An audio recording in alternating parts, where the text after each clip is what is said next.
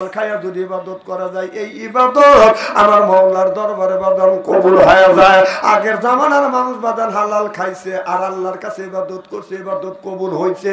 আমি বাংলাদেশে আমার থেকে শুরু করিয়া বাংলাদেশে হাফেজ কারি মাওলানা মুফতি পীর সাহেব গুই সাহেব যত সাহেব আছে আমি চ্যালেঞ্জ করলাম 20টি নামা সাধারণ হাফেজ মাওলানা নামাইতে পারবে, বাংলাদেশের একটা পীরও 20টি নামাইতে পারে না। কারণ ওরা পরের তা খায়, ওই মুরিদ আপনার হালাল জিনিস দিল কি হারাম জিনিস দিল কিচ্ছু বাসে না, জোরা খায়।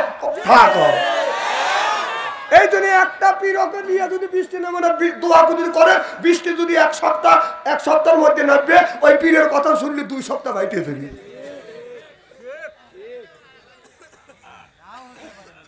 আবার নাও হতে পারে তার মানে, কারণ এক একটা পীর খাইতে খাইতে পেটটা বানাইছে গোডাউন। আল্লাহ রসুল বলতে 3 তরিকায় কেউ যদি খাবার খায় বুকের চাইতে পেট জীবনে বড় হইতে পারে। তাহলে ওই পীর সুন্নতের কথা বলে, ওই সুন্নত মানে না। কথা কি বুঝতেছেন? ও খায়া দায়া পেটটা বানাইছে গরু বরকির গোরস্থান। এখন তো ঠিক কবে। আর যদি বলেন যে বুড়ি কমান যায় না, আল্লাহর কসম করে বলতেছি ব্যাধি ব্যতীত যে লোকটার খাবারের জন্য ব্যাধি আপনার বুড়ি হয়েছে, ওকে আমার কাছে দেন 3 মাসের মধ্যে যদি ওর পেট না কমারে মারতেছি আপনাদের বার্মির জুতোর আমার গাল নিয়েছিল। পেট কমবে না তা দিবেন না, দেখ 500 টাকা দেখ।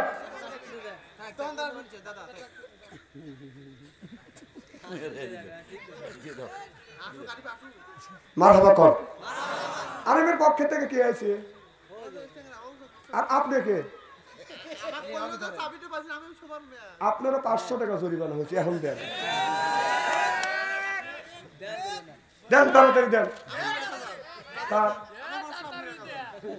আচ্ছা আমি জানি পাগল আছে পাবনায়, এই পাগল নতুন করে দেশে আমদানি হলো কে? হ্যাঁ এটা হলো সিরাজগঞ্জ জেলা না? কথা বল না খে। সিরাজগঞ্জ আর পাবনা একসাথে ছিল, কারণ পাবনা একটা বদনাম আছে যে যত পাগল ছাগল পাবনা জেলা। সিরাজগঞ্জ জেলার জ্ঞানীগুণী লোক চিন্তা করলে পাগল ছাগল পাবনা আর সিরাজগঞ্জের লোক গালি পাই খাবে নাকি? এই জন্য জ্ঞানীগুণী মানুষ কাইতে সিরাজগঞ্জ জেলা করলো। আমাদের সিরাজগঞ্জ জেলার মধ্যে পাগল নাই, আবার নতুন পাগল হলে আমদানি হলো কবে থেকে?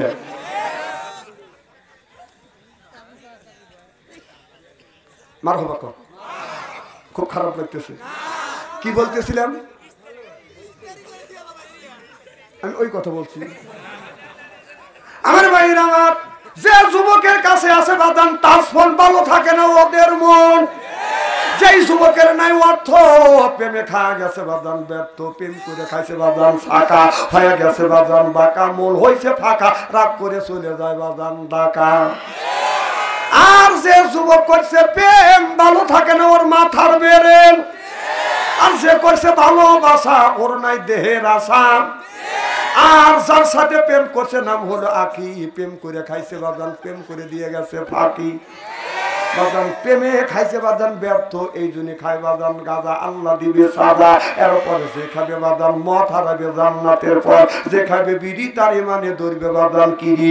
বিড়ি যারা খায় তাদের হাত দিয়ে গন্ধ, মুখ দিয়ে গন্ধ, দাড়ি দিয়ে গন্ধ, জামা দিয়ে গন্ধ, লেপ দিয়ে গন্ধ, বাড়ি দিয়ে গন্ধ। আমার হয় সন্দ ওর বউ থাকে কেমনে রে আল্লাহ রে, জোরকন ঠিক কিনে।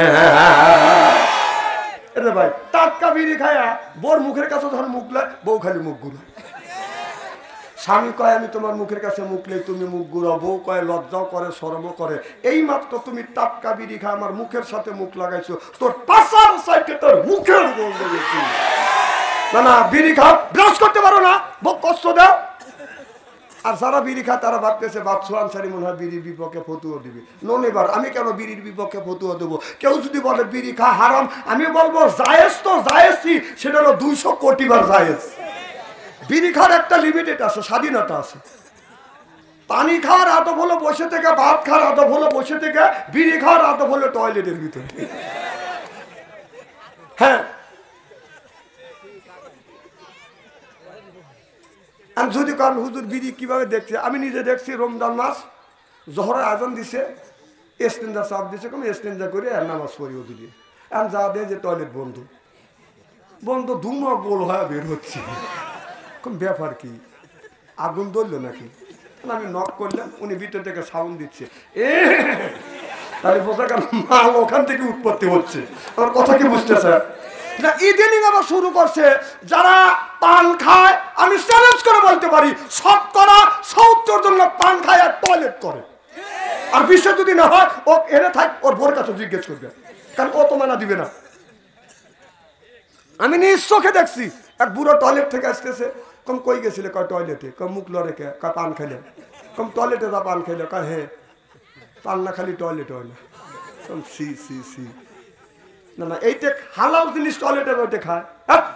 না না টয়লেটে আছে হালাল জিনিস, পান যদি এর মধ্যে পান খাওয়ার এর মধ্যে ডেলিভারি করে না। আমার কথা হলো এইটা হালাল জিনিস টয়লেটে যদি খাওয়া যায়, তাহলে টয়লেটের মধ্যে একটু গু তুলে চুন মনে করে বড়া খায়।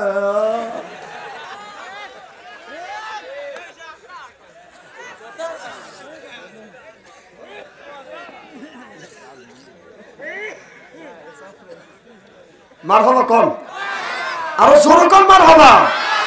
আমার ভাইয়ের, আমার মুসলমান ভাইরে,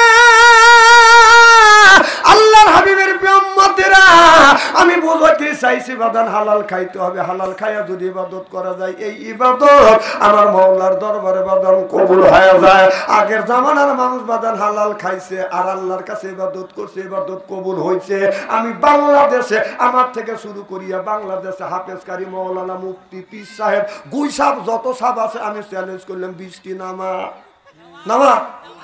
সাধারণ হাফেজ মাওলানা নামাইতে পারবে, বাংলাদেশের একটা পীরও 20টি নামাইতে পারে না। কারণ ওরা পরের তা খায়, ওই মুরিদ আপনার হালাল জিনিস দিল কি হারাম জিনিস দিল কিচ্ছু বাঁচে না, জোরা খায়। এই জন্য একটা পীরকে দিয়ে যদি 20টি নামানো দোয়া যদি করে, 20টি যদি এক সপ্তাহের মধ্যে নামবে, ওই পীরের কথা শুনলে 2 সপ্তাহ বাইতে যাবে।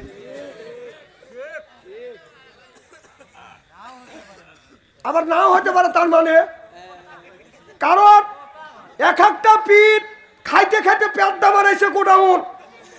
আল্লাহ রসুল বলতে 3 তরিকায় কেউ যদি খাবার খায়, বুকের চাইতে পেট জীবনে বড় হইতে পারে।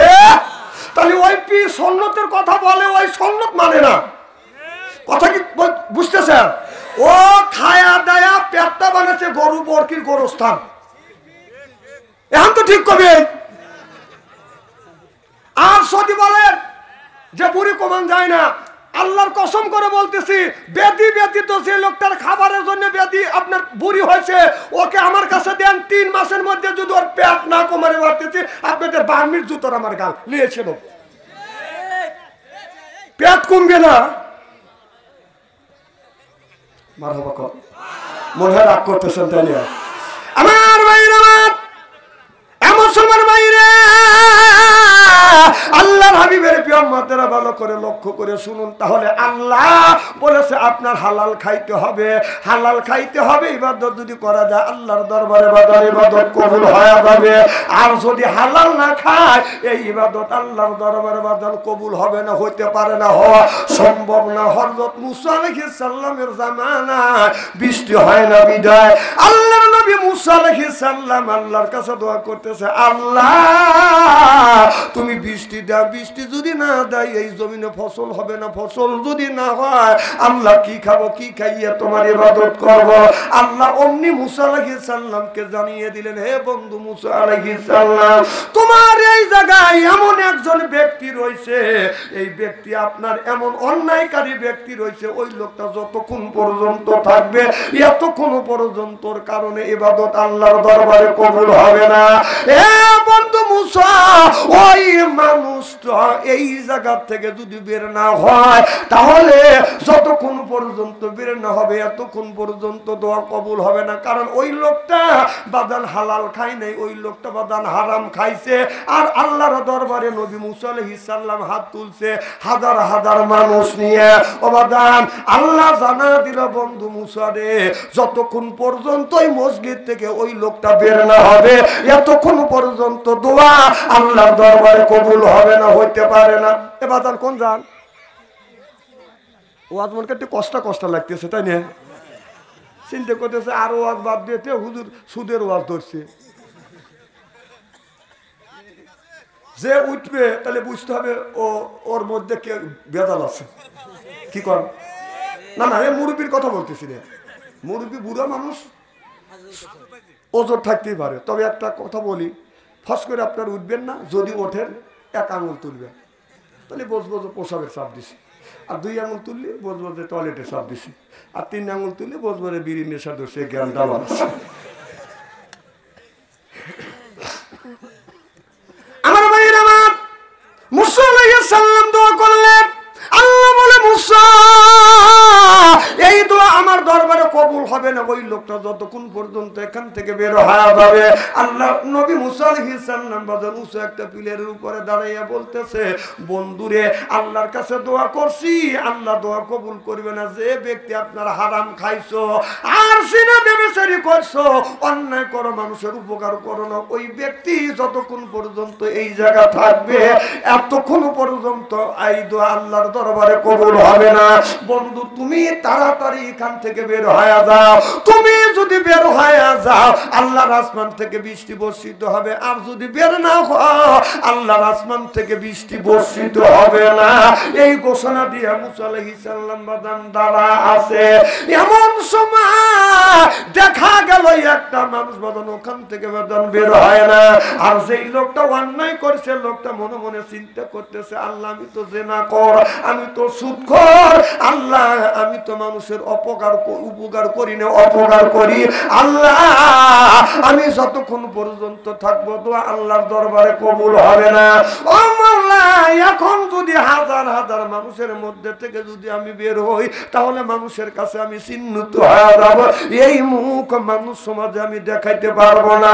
ওই লোকটা এমন তওবা করেছে, আল্লাহ আমি তওবা করলাম অন্যায় কাজ আর আমি জীবনে করব না।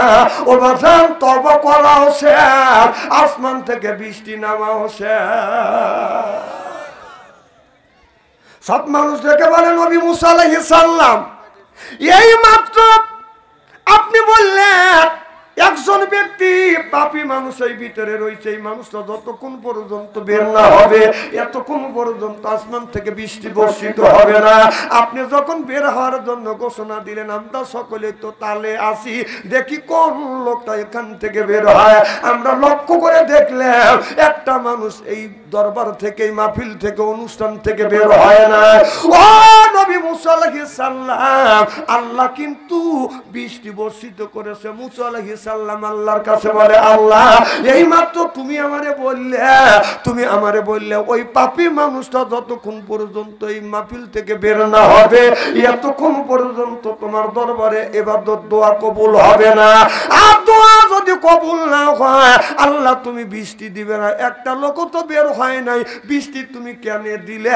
এখন তো মানুষের কাছে তো আমি 2 নম্বরই হয়ে যাচ্ছি। মুসা নবী তোমার তো মুখের জবান ঠিক না।